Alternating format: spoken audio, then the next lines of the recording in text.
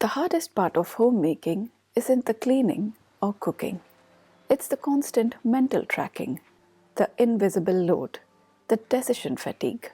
So I built systems that make fewer decisions necessary, and that changed everything. Hello again, this is That Indian Home. Today we are talking about systems, simple systems that make life at home easier. Because honestly, it's not the chores that exhaust us, it's the constant thinking about them. That mental tracking, that's what creates overwhelm. So over time, I have built small systems that reduce the decisions I need to make every day. And that has made all the difference. Let's start with something that overwhelms most of us: laundry. Now, I'm not one of those people who finds washing, drying, and folding meditative. If AI could completely remove laundry from my life, I would be extremely grateful. But until that day comes, we work with what we have. For me, the only system that works is one load a day. Not when the basket overflows, not when I suddenly realize we are out of uniforms on a Wednesday morning, and certainly not during a weekend laundry marathon. I wash a load in the morning. In the evening, I fold and put it away. If something needs ironing, I separate it into a weekend ironing pile. That's it. Has this reduced my physical effort? Not at all, but it has dramatically reduced my mental noise. I am not thinking about laundry throughout the day, and that makes all the difference. When it becomes a non negotiable daily rhythm, it stops being a decision.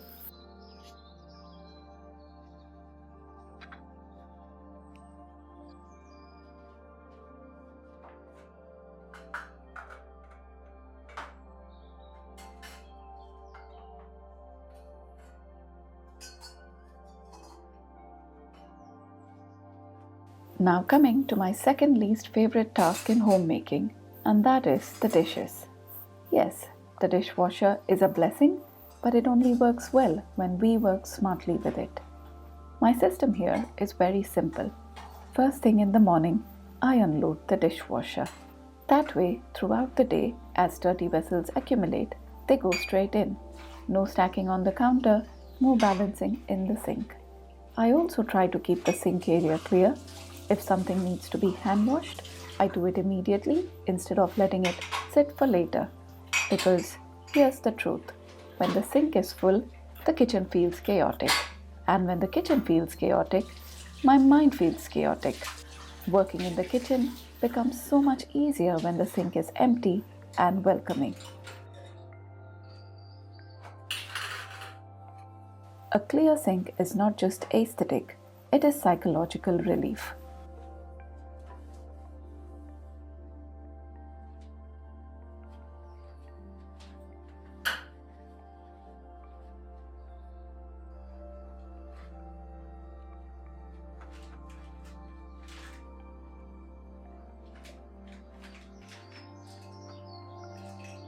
While we are in the kitchen, let's talk about the biggest source of daily decision fatigue. What am I going to cook? 3 meals a day, plus snacks, plus last minute cravings. Not easy at all. Many people suggest weekly meal planning, and that's wonderful if it works for you. But what has truly worked for me is something simpler: prep for the day in the morning. Since I'm already in the kitchen packing school lunches and preparing breakfast, I use that time wisely.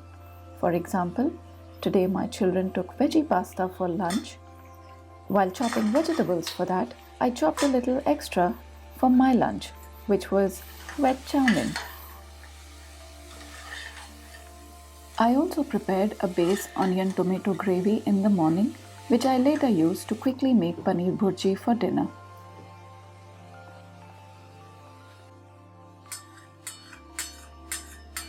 And while the noodles was cooking, I set up roti atta in the bread maker. So by the time lunchtime came, I wasn't thinking. I simply put together what was already prepped, and at dinner, I only had to roll rotis and finish the paneer bhurji. The key here is this: think once in the morning and be done with it. More than cooking, it's the constant deciding that drains us. You know, I have realized something. Fewer decisions really do mean fewer irritations. And when there are fewer irritations, there is just more calm in the home.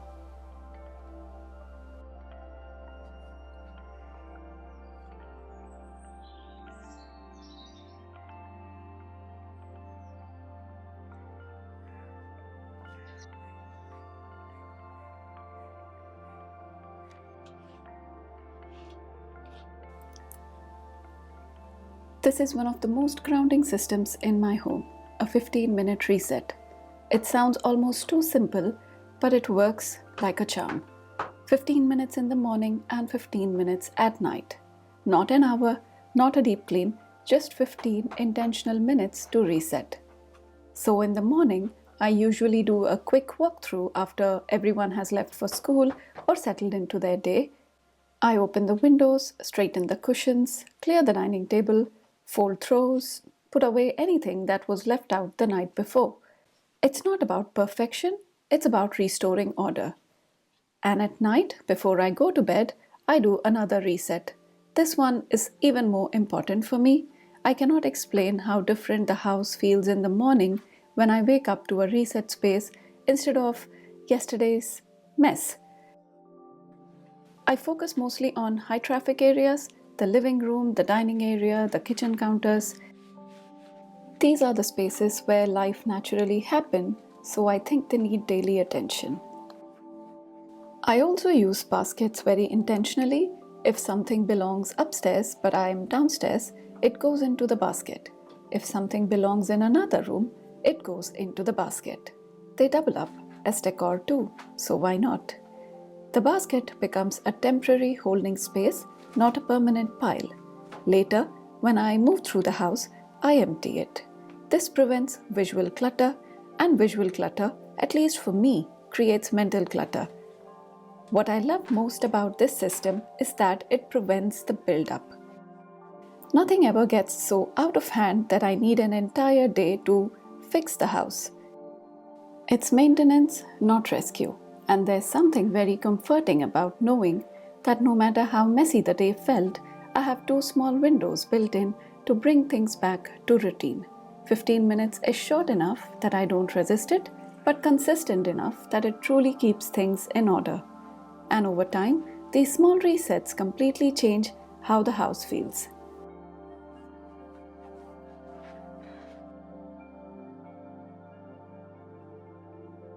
Along with my reset system, I follow something I call a little every day.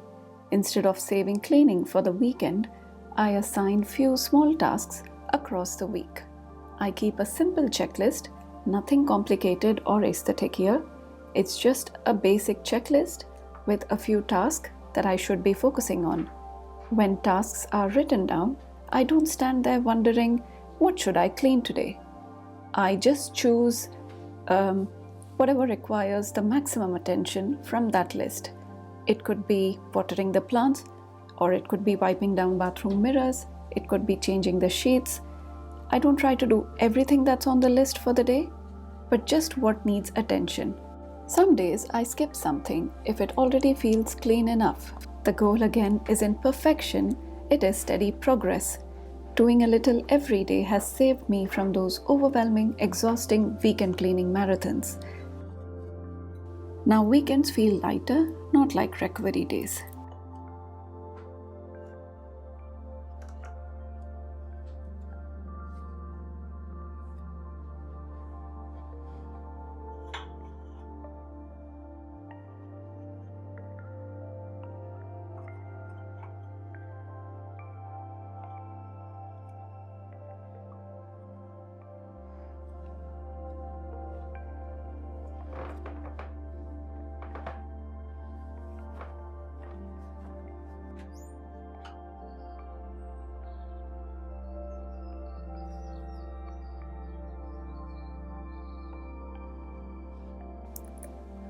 In my opinion, the entryway is one of the most important spaces in the home. It may not be the prettiest or the biggest, but it carries so much responsibility. It's the last space we navigate before stepping out of our homes, and it's the first place that welcomes us back in. So if this area is rushed or cluttered, the entire day can start or end on that note. So I have made the entryway work for me. Hooks for jackets and scarves, a simple bag with gloves and other winter essentials, a tray for keys, and a basket to catch all random items. But you know what's the real hero here? The sticky notes. I keep simple sticky notes pinned to a memo board, things we need for school runs, activity classes, library days. You get it. Because getting 2 children out of the house is already a mental workout. Don't you think so? Shoes, water bottles, homework, book bags, whatnot. So if I try to hold all of that in my head, something will slip. And it has many times. There have been days I have stepped out without my keys or my phone. And those moments made me realize something very clearly, that memory is not a reliable system. So now I don't rely on memory, I rely on visibility. When I walk past that board, I can quickly scan it. It takes seconds, but it saves so much mental strain. And what I love most about the system is, when it's time to leave, I'm not making decisions. I'm simply following what's already been decided. The entryway thinks for me. And this is a small shift, but it makes me feel calmer, less rushed, and less scattered.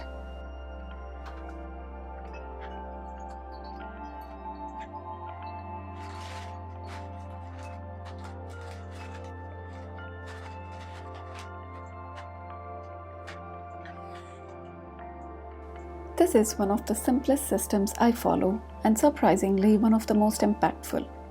I call it the no pile policy because piles are never just piles.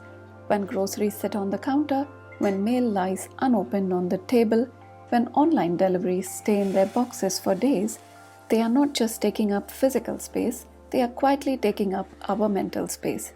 Every time we walk past them, our brain registers them as unfinished. And even if we don't consciously think about it, that small reminder adds up. And that's how clutter becomes mental noise. So my rule is simple. Don't set it down, put it away. When I come back from the store, groceries go straight to where they belong. If jar needs refilling, I refill them immediately and put everything else back in the pantry or wherever they belong. Because I have realized postponing something doesn't make the task easier, it just makes the task mentally heavier. The same goes for mails and online deliveries. Earlier, I would leave envelopes on the counter thinking I'll open them later, but later would become tomorrow and then the weekend. And meanwhile, that small stack would silently grow. Now, I sort the mail the moment it comes in. If it is junk, it's discarded immediately. If it is something important, it goes into a designated file. So I have a simple 2-sided folder for documents my husband and I are currently working on. It could be bills, forms, things that need action. That file stays inside a basket, so the documents are contained, they are not floating around the house. And the file itself becomes the reminder, not the visual clutter. When the task is completed, I file it properly into long-term storage.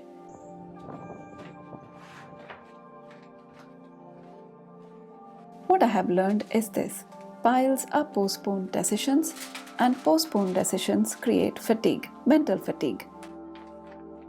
When you delay putting something away, you're not removing the task, you're carrying it forward in your head, and over time, that creates overwhelm. The no pile policy isn't about being hyper-organized, it's about reducing the number of open loops in your head.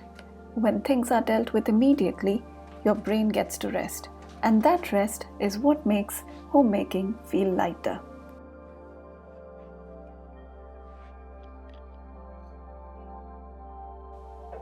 These systems don't make my home perfect, they just make it lighter. They don't remove the work, they remove the overthinking. And that has made homemaking feel calmer for me. If one of these systems spoke to you, I would genuinely love to know which one you'll try first. Tell me in the comments. And if this kind of slow, practical, peaceful approach to home resonates with you, I'd be so happy if you subscribed and stayed. I also share little everyday home moments on Instagram. You can find the link below. Thank you for spending this time with me, and I'll see you very soon.